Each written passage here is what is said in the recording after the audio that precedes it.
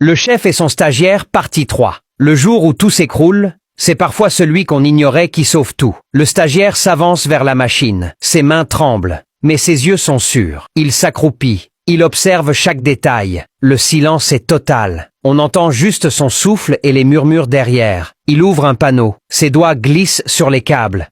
Il en resserre un. Il replace une pièce que personne n'avait remarquée. Des minutes passent comme des heures. Les ouvriers se regardent. Le chef s'impatiente, les bras croisés. Ça suffit, on perd notre temps. Mais Moussa, d'un signe de tête, lui dit d'attendre. Le stagiaire inspire profondément. Puis il appuie sur le bouton. La machine tousse.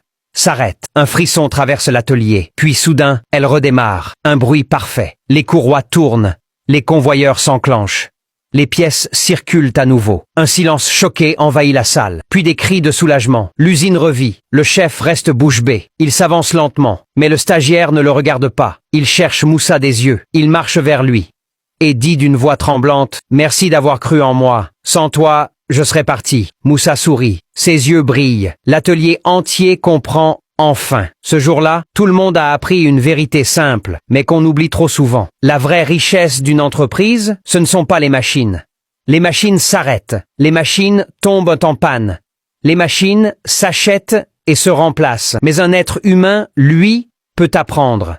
Il peut grandir. Il peut évoluer. Et parfois, il suffit qu'une seule personne croie en lui pour qu'il révèle un potentiel immense. Si Moussa n'avait pas dit « Laissez-le », ce stagiaire serait parti en silence. Il aurait gardé dans son cœur une blessure et l'usine aurait perdu un talent. Parce qu'au lieu de casser une machine, il aurait cassé sa confiance. Alors retiens bien cette leçon.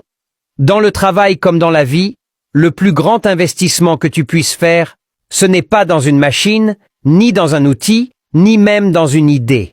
C'est dans une personne.